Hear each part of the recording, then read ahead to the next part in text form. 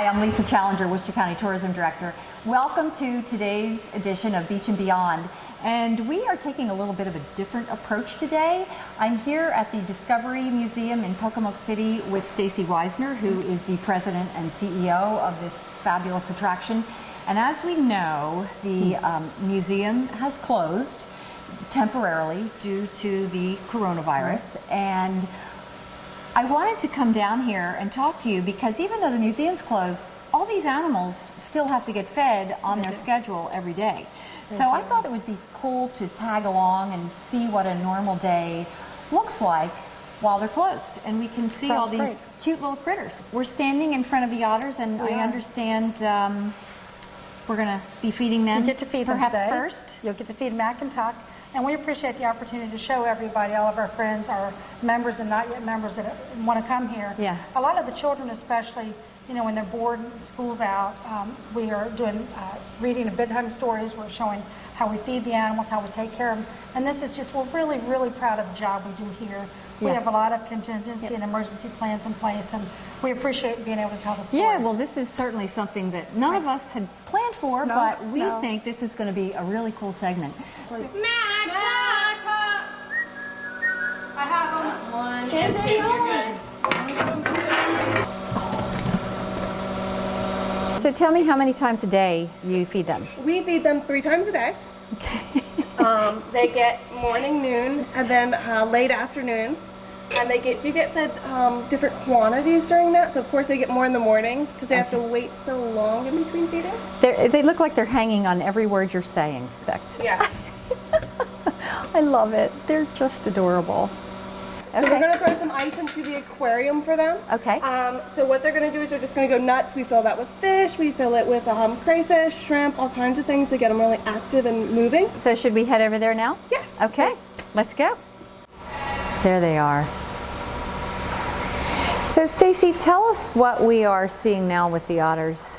So you're seeing the Wally Gordon River Otter exhibit, and you're seeing our 2 river otters, McKendry and Tucker, better known as Mac and Tuck. And people can be Team Mac or Team Tuck, but we like both of them equally fine. Kelsey and Ashley just dropped a lot of ice cubes in, and they have fish in them. And so we do that for enrichment. And then also, you'll see the hammock hanging in there in the aquarium. And we put different things in the aquarium from time to time. And that hammock is made out of old fire hose. You'll see the log going up. That's actually our steps built in. So it's kind of interesting how the exhibit was put together. It's a 6,000-gallon river otter exhibit, and then this is just the aquarium of it. We have the dry side and a water slide down, and they are the stars here at the museum for sure. I can see why. So from the otters, who is getting fed next? We're going to go to the Hazel Family Foundation Touch Pool, and we're really proud of that exhibit. It has 4 wheelchair stations custom built into it.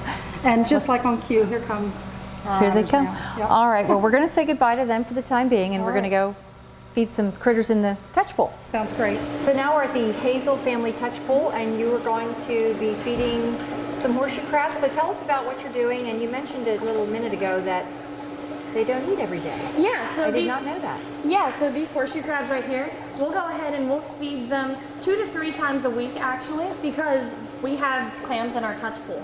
So as these guys are scavenging around, because they are scavengers, they're going to go around in any open clams. They'll be eating out of that too. So we like to make sure that they are fed, that they're eating properly. So we'll go ahead and add a little extra. So what I'm feeding this one right here is capelin. We'll go ahead and feed them capelin and smelt, and I'll go ahead and just give them about 3 pieces. So right now you can see how she's eating right here. This is her mouth in the center. It kind of looks like broom bristles, which I think is a little funny. And it's like she sucks it right on up. So we're going to look at our snake exhibit. So here at the museum, we try to handle our snakes at least twice a week. But now that we're shut down, for the time being, we are trying to handle them much more, give them much more enrichment, keep them very used to it. Now, how often will he get fed?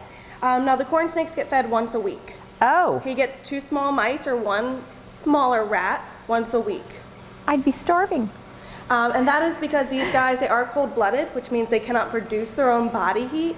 And you need body heat to be able to digest food. So these guys have to rely on other sources. Okay, so Cornelius He's a red corn snake. He is a red corn snake. So you saw Piggy. Piggy is albino. This is what Piggy should look like in the wild. I see. And as you can see, this is a much better coloration for blending into their environment. Yes. So we're going to try him out. He looks about the same size. He is the same size. They are exactly the same size, and they're around the same age. Oh. There it goes. Okay. He says, thank you. He's giving you a beautiful view of inside of his mouth. So now we're going to go feed George, who is a snapping turtle. All right, so this is George, our resident snapping turtle. He's about 15 years old. He's 40 pounds, give or take a pound. And what I'm doing is I'm actually training with him. He is So, ready. What we do, right now I'm feeding him smelt and I'm feeding him mice. His favorite food is Purdue chicken livers, but right now he's just getting his normal meal. So he went ahead and he snapped at that. Yeah. He's gonna get this right here. And notice how I'm using tongs. He has Yeah. a very powerful bite force. It's very important that we keep our hands away from him at all times. So what I'm gonna do now is I'm gonna go ahead and put the target back in. I keep it half in and half out so that he can see it. I wait for him to find it.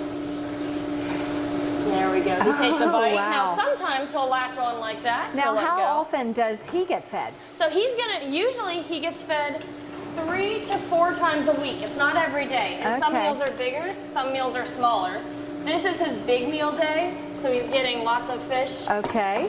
decent mouse. This is, I just assumed they all got fed every day. I No, had no he's idea. cold-blooded, so he does not need to eat every day. His metabolism does not work the same as us. He can go a decent while without eating.